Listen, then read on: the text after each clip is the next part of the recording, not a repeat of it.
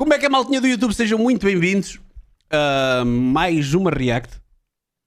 Hoje vamos aqui um bocado no âmbito das nossas teorias da conspiração. Mas estávamos aqui a ver as notícias durante a stream e surgiu uma notícia sobre isso. Eu já tinha aqui um vídeo guardado há algum tempo para ver e acho que faz sentido ver agora. Há uns meses morreu um cientista português que trabalhava especialista em fusão nuclear, Nuno Loureiro, mas foi apenas um em 10 casos nos últimos 2 anos, se não me falha a memória, todos com projetos e todos cientistas especializados em matérias muito sensíveis para o governo, desde coisas relacionadas com a energia, com o armamento, com o espaço. E então é daquelas coisas que pode ser uma coincidência? Muito provavelmente é. Agora, que é muito estranho que este padrão se repita 10 vezes, pá, é muito estranho. Então temos aqui um vídeo de um canal que é a primeira vez que vamos reagir, o canal Top 10, um canal brasileiro, que fez um apanhado de cada um destes casos e vamos tentar perceber se há aqui algum tipo de padrão, se as teorias da conspiração podem ter algum fundamento ou não. Para vocês que estão a ver o vídeo no YouTube, aproveitem e deixem já o vosso like para não se esquecerem. Depois, se não curtirem, no fim, podem tirar. Vamos então lá. Nacional. O que parecia teoria da conspiração foi confirmado agora em abril pelo diretor do FBI. Desde 2023, cientistas e engenheiros de programas nucleares 3 anos, afinal não foi 2 anos, foram 3 anos, 2023 a 26. Aeroespaciais e defesa estão morrendo em circunstâncias suspeitas ou desaparecendo sem deixar rastro. O Congresso americano exigiu respostas e a própria Casa Branca admitiu a gravidade da situação. Antes da gente ligar os pontos dessa história bizarra, inscreva-se no canal e ajude o Top 10 a chegar aos 10 milhões de curiosos. Bora!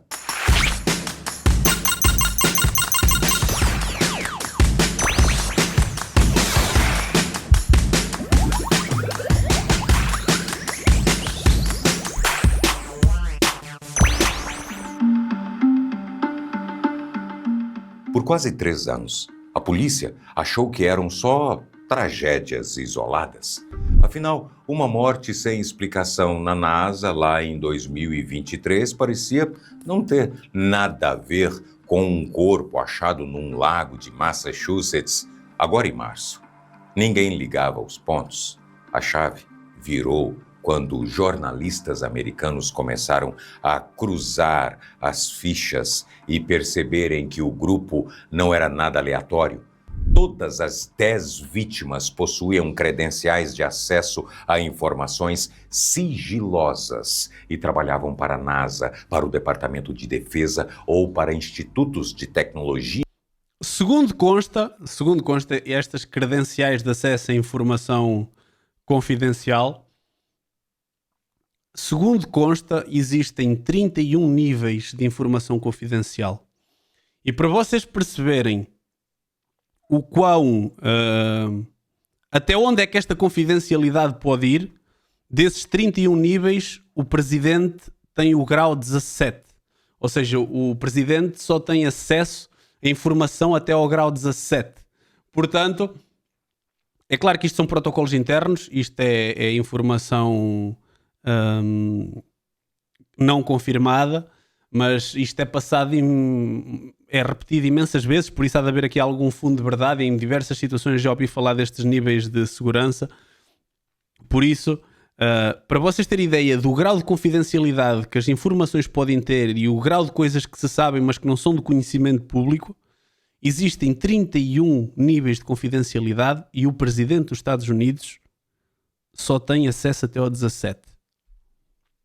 De ponta, o padrão era tão óbvio que em 20 de abril, a Câmara dos Deputados enviou um documento direto ao diretor do FBI, Kash Patel, exigindo a prestação de contas. Um dia depois, a Polícia Federal Americana confirmou que assumiria de vez a coordenação das investigações. A partir daqui, a gente vai olhar para esses 10 casos um por um E o primeiro grande choque público veio com o sumiço de um oficial que guardava os maiores segredos da Força Aérea Americana.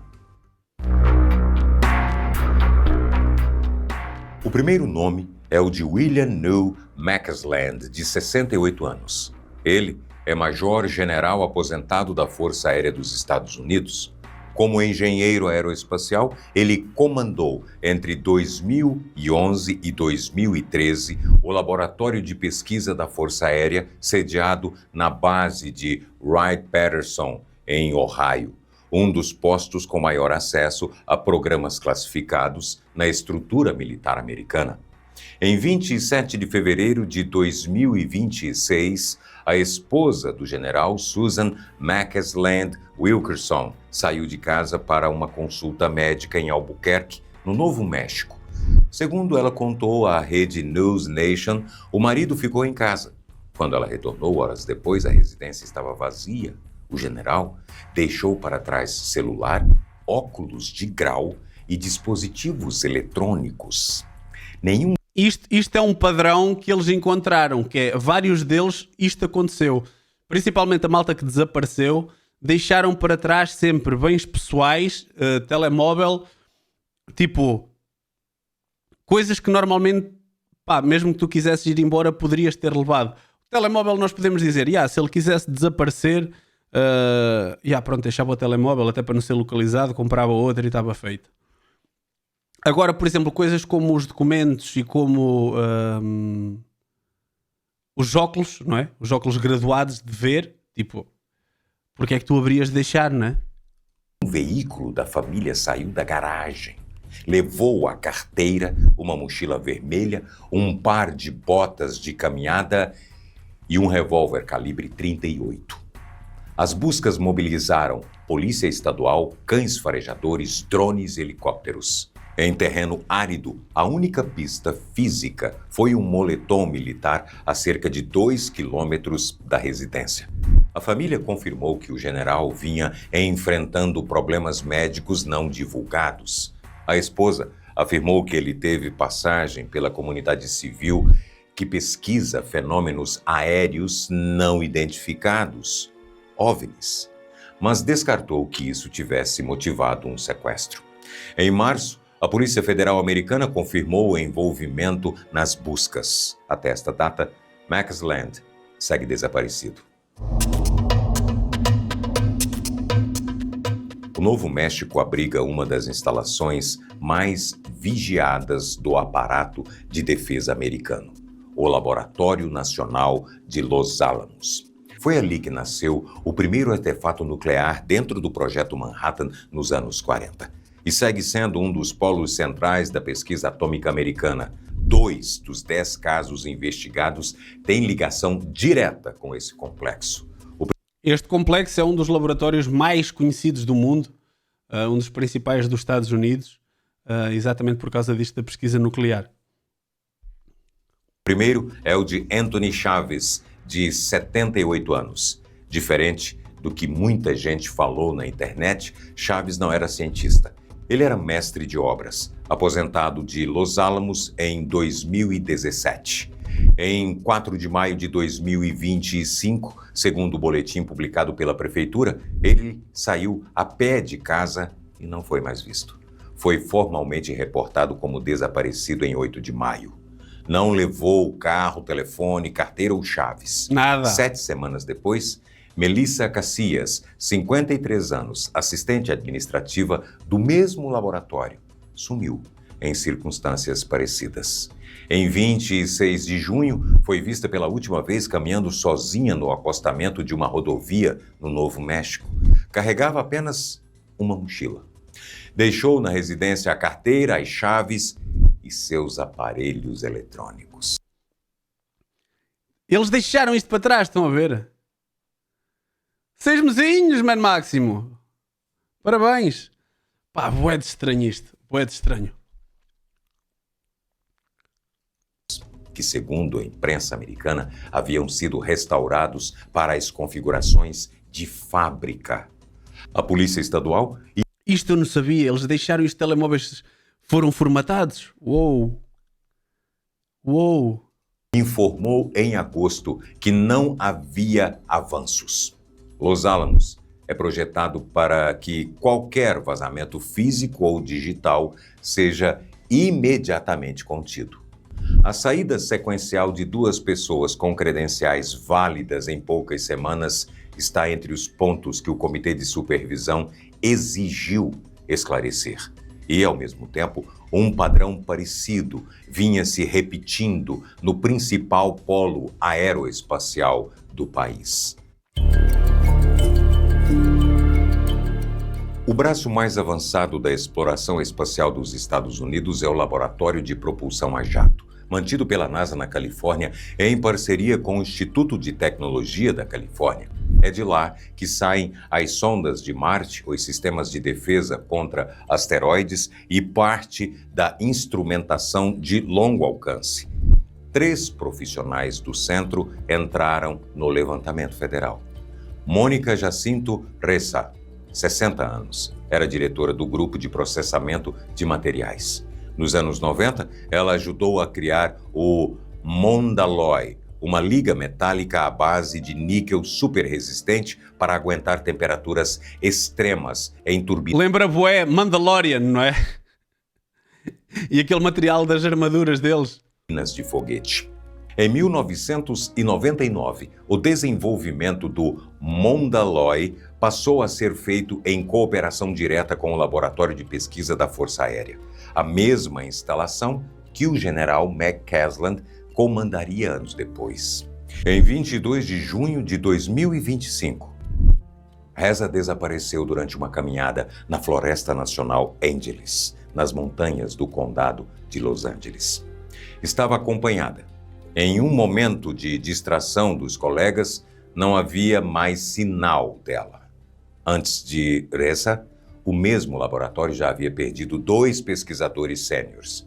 Michael David Hicks, que trabalhou em missões de defesa planetária ligadas ao desvio de asteroides, morreu em julho de 2023.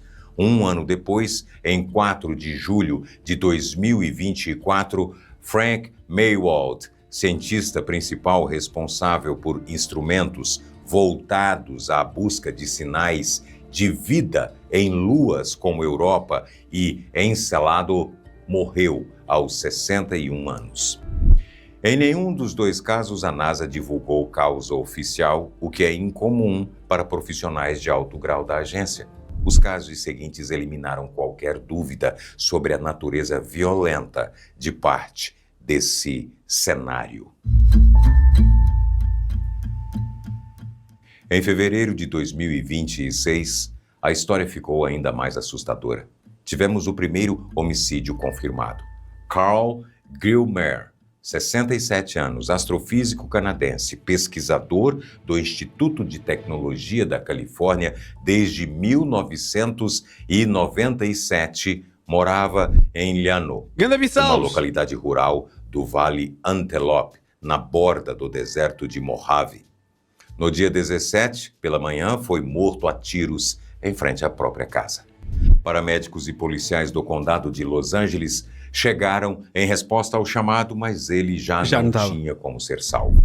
Grillmer estudava matéria escura, estrutura galáctica e exoplanetas. Colaborava diretamente com a NASA no Centro de Processamento e Análise Infravermelha do Caltech. O suspeito preso foi Freddie Snyder, 29 anos, morador da mesma região. Segundo o promotor, Snyder teria roubado o carro de um familiar pouco antes do crime. O ponto que chamou a atenção da imprensa é que Snyder já tinha sido preso em dezembro de 2025, 2 meses antes do assassinato, depois de invadir a propriedade de Grillmer portando um rifle. Na ocasião, foi autuado por porte ilegal e solto em seguida. O cientista havia pedido formalmente uma medida de proteção. A fiança agora foi fixada em mais de 3 milhões de dólares. Para analistas consultados pela imprensa americana, o caso Grillmer mudou o tom da discussão. Até ali, parte da apuração tentava enquadrar o padrão como combinação de acidentes e incidentes pessoais. Um homicídio confirmado? Contra um profissional com histórico de colaboração em pesquisa sensível tornou essa leitura para lá de muito frágil. E do outro lado do país, outro assassinato já havia alimentado a mesma pergunta. Pá, e é que são tudo casos chocantes, tipo, não é uma cena, não há um que seja uma morte normal, vai, é tudo, ou foram raptados, ou levaram um tiro, ou... Pá, Lá está, é muito estranho. A perda das mentes da fusão nuclear. Malta, eu estou a ouvir, mas vou só à casa de banho assim, num minuto, em sprint, já volto. Instituto de Tecnologia de Massachusetts, o Ai não, MIT, que afinal é o português. funciona o Centro de Ciência de Plasma e Fusão Nuclear, um dos centros de referência mundial na pesquisa que tenta reproduzir, em escala industrial, a reação que alimenta o Sol. Quem dominar a fusão nuclear, segundo analistas do setor, vai redesenhar o tabuleiro energético e geopolítico das próximas décadas. Nuno Loureiro, 47 anos, físico de origem portuguesa, dirigia o centro desde maio de 2024. Em comunicado da época, afirmou que a energia de fusão mudaria o curso da história humana e que liderar o centro era uma honra gigante e um desafio empolgante. Há muita gente que diz que foi o lobby da energia que o matou, não é? Por causa disto. A energia da fusão mudará o curso da história da humanidade. É ao mesmo tempo gratificante e empolgante liderar um centro de pesquisa que desempenhará um papel fundamental para viabilizar essa mudança. Porque a energia produzida é tanta a tão baixo custo, pá, que o resto do ecossistema à volta vai deixar de se preocupar com a energia. E então há muita gente que falava que aqui podia haver a mão do lobby das gasolineiras. Se é verdade, se não é, pá, isto é a reunião em resposta à cena da Europa, não sei. Em janeiro de 2025, o então presidente Joe Biden entregou a ele o Presidential Early Career Award, a honraria mais alta concedida pelo governo americano a cientistas em início Vou à casa de banho carreira. enquanto isso. Na noite de 15 de dezembro de 2025, Loureiro foi atingido por disparos no saguão do prédio em que morava em Brookline, nos arredores de Boston. Morreu no hospital na manhã seguinte. A polícia de Massachusetts identificou o atirador, Cláudio Manuel Neves Valente, colega de Loureiro em tempos de faculdade em Lisboa, autor de um tiroteio 2 dias antes na Universidade Brown, em Rhode Island, que deixou 2 mortos e 9 feridos. Valente foi encontrado morto em um depósito em New Hampshire e tudo indica que ele tirou a própria vida. Mesmo com o caso tecnicamente resolvido, a morte de Loureiro entra no levantamento federal. Ele mantinha colaboração próxima com a Commonwealth Fusion System, empresa considerada estratégica pelo Departamento de Energia. Apesar de terem aparecido esta justificação, não é? E de considerarem quase 100% que foi o gajo, que foi o outro português, que foi colega dele, etc. E que aquilo foi uma questão por resolver de tempos de universidade. Opa, a história toda é muito mal amanhada. Muito mal amanhada. Brandão, muito obrigado pelo follow. A defesa americana também depende de uma cadeia industrial e de uma rede de contratos com empresas privadas que fornecem tecnologia dual ao governo. 2 dos 10 casos sob investigação fogem do perfil acadêmico que marca os demais nomes. Steven Garcia, de 48 anos, era responsável por cuidar dos materiais no Campus Nacional de Segurança de Kansas City, instalação operada sob ordens da Administração Nacional de Segurança Nuclear, agência vinculada ao Departamento de Energia. A função exigia autorização de segurança de nível máximo. Pouco conhecido do grande público, o campus produz e monta mais de 80% dos componentes não nucleares usados no arsenal atômico americano. Detonadores, cápsulas de ignição, placas eletrônicas, sistemas de guiagem e carcaças de precisão. Em 28 de agosto de 2025, Garcia saiu a pé de casa em Albuquerque. Levou uma pistola e uma garrafa de água. Deixou para trás. Olhem a quantidade de informação que um gajo destes não pode ter, com acesso máximo numa fábrica que produz um material de defesa nuclear. E depois é o kit jogging, uma garrafa de água e uma pistola. Diz-me que estás nos Estados Unidos sem me dizeres que estás nos Estados Unidos. Vou dar uma volta. O que é que eu vou levar? Chaves de casa, carteira, multibanco. Não. Uma garrafa de água e uma pistola. Estou safo. Telefone, chaves, carteira e carro. A polícia local, ao divulgar o alerta, informou que ele poderia representar risco a si mesmo. Nunca mais foi localizado. O seguinte nome é Jason Thomas, diretor assistente na farmacêutica suíça Novartis, atuando em pesquisas biológicas aplicadas. Foi dado como desaparecido em dezembro de 2005, meia-noite, Silent, em Wakefield, no estado de Massachusetts. 3 meses depois, em março deste ano, o corpo dele foi encontrado em um lago da mesma região. A investigação segue aberta e a causa oficial da morte ainda não foi divulgada. Quando múltiplos braços do aparato de defesa começam a registrar perdas em série, a pressão muda de endereço. Ela vai para Washington. A Câmara dos Deputados... 3 anos e esta malta toda ligada à ciência e à defesa. 10 casos é muito, malta. 10 casos. Claro que o Senado, claro que o FBI ia ser chamado para aqui porque, pode não ser nada, mas investigado tem que ser. Investigado tem que ser, não dá. Decidiu agir. No dia 20 de abril, o presidente do Comitê de Supervisão, o deputado republicano James Comer, assinou, junto com o deputado Eric Burlison, uma carta oficial ao diretor do FBI, Kash Patel. O texto exigia respostas detalhadas sobre os 10 casos e lembrava que todos os profissionais envolvidos tinham vínculo com 4 agências federais: Departamento de Energia, Departamento de Defesa, NASA e a própria Polícia Federal. Até ali, cada caso estava sendo investigado separadamente, muitas vezes por policiais de condado ou estaduais sem coordenação central. Comer classificou o cenário como improvável de ser coincidência e disse que a possibilidade de envolvimento de agentes estrangeiros precisaria ser descartada ou confirmada. Burlison estabeleceu prazo para a entrega da documentação. Em entrevista à revista Newsweek, outro congressista chegou a levantar a hipótese de operação estrangeira em solo americano, cenário que, se confirmado, exigiria resposta de contra-inteligência em outro patamar.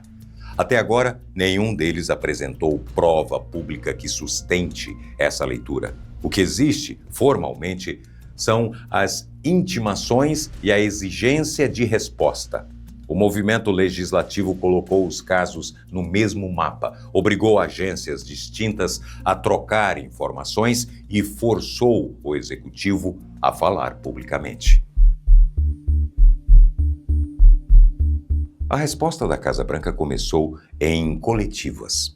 A secretária de imprensa, Karoline Leavitt, foi questionada diretamente sobre a lista. Confirmou que o governo levaria a apuração às agências responsáveis e afirmou que o caso seria investigado a fundo.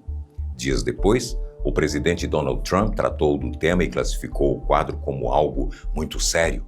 Disse preferir que tudo fosse coincidência, mas reconheceu que o conjunto exigia sim investigação unificada.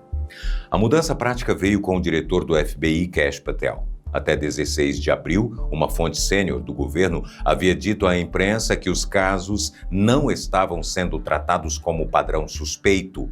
4 dias depois, Patel reverteu essa posição. Confirmou que a Polícia Federal passaria a coordenar a investigação, reunindo informações antes dispersas entre delegacias locais, laboratórios e agências.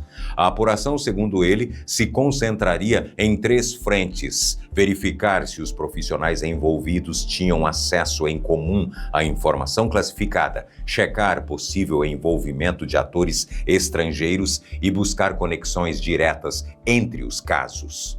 Em entrevista à rede News Nation, Chris Sawyer, ex-diretor assistente do FBI, com 24 anos de casa, descreveu a hipótese que preocupa a agência.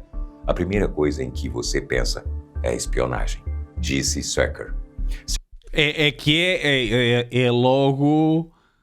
exatamente, é o que o Stetra está a dizer, que é a guerra não é só no campo de batalha. Isto, o que ele está a dizer é um bocado óbvio, mas... A primeira coisa que vocês pensam logo é espionagem ou contra-informação de um país rival. E se há país que tem países rivais, são os Estados Unidos. Agora, também é uma operação que dá bué da cana, não é? 10 em 3 anos. Todos ligados a agências e todos com um grau de credenciais alto nas informações confidenciais do governo. Pá. Se alguém está fazendo espionagem sobre essas pessoas, claro, ou as sequestrou, pelo que sabem... E a espionagem depois tem outro problema, que é... os que foram sequestrados até poderia ser, mas tu tiveste vários que foram mortos. E aí tem que haver outro objetivo, não é? Aí tem que haver outro objetivo. Porque é que os haveriam de matar só, não é? Isto é um caso bué da estranho. Parece mesmo uma cena de filme. Ou as eliminou pelo trabalho que faziam, a Polícia Federal precisa estar em cima disso. Sawyer citou a China, destacando o histórico agressivo do país em tentar roubar tecnologia americana. Além da Polícia Federal, o Departamento de Energia e o Departamento de Defesa integraram a força-tarefa. O secretário de Energia, Chris Wright, foi uma das primeiras autoridades do Executivo a confirmar a participação da pasta. Entre os nomes no centro da apuração está um que reabre uma das discussões mais longas do Pentágono. O caso que deu... Como se isto tudo não chegasse para fazer uma bela de uma teoria da conspiração. Alguns deles estão ligados à parte espacial e à parte de propulsão.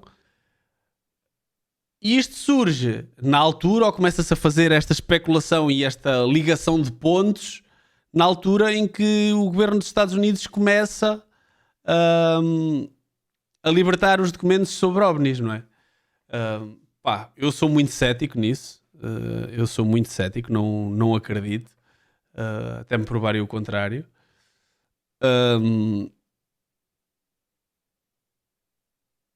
Mas é bué de estranho quando eles dizem que vão começar a revelar e de repente uma data de malta ligada a estes assuntos começa a morrer ou a desaparecer. Visibilidade internacional à crise foi o do general McCasland. E não só por causa da patente. McCasland comandou entre 2011 e 2013 o Laboratório de Pesquisa da Força Aérea, sediado na base de Wright-Patterson, em Ohio.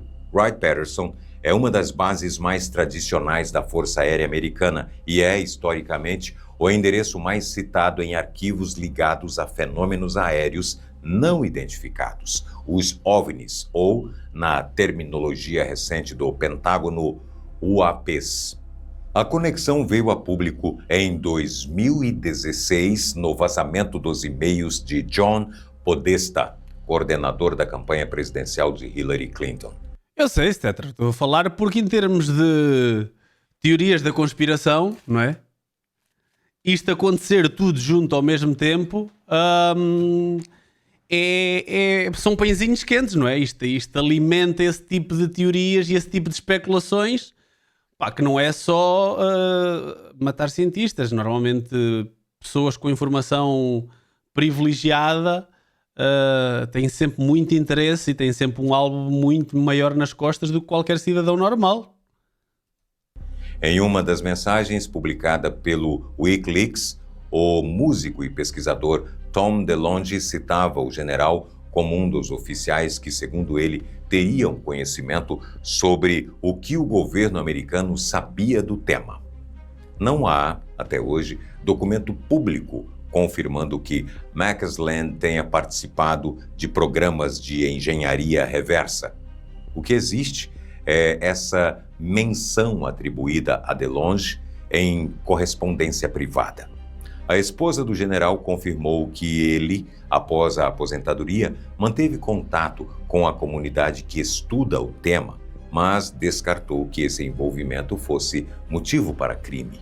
O jornalista Ross Coulthard, que cobre fenômenos aéreos não identificados há mais de uma década, disse à rede News Nation que o desaparecimento deveria ser tratado como crise de segurança nacional, independentemente do desfecho. Há ainda uma camada pouco comentada. Mônica Jacinto Oressa, a engenheira do laboratório de propulsão a jato que desapareceu em junho do ano passado, co-inventou nos anos 90 uma superliga desenvolvida em cooperação com o Laboratório de Pesquisa da Força Aérea, a mesma instalação que McCasland passaria a comandar uma década depois. Não é prova de nada. É, segundo analistas ouvidos pela imprensa americana, o tipo de coincidência profissional que uma investigação federal precisa analisar de perto antes de descartar qualquer hipótese. Para a Polícia Federal, a missão anunciada por Kash Patel é separar o que é padrão, o que é coincidência e o que eventualmente foi provocado. Até agora, nenhuma das 3 hipóteses foi descartada.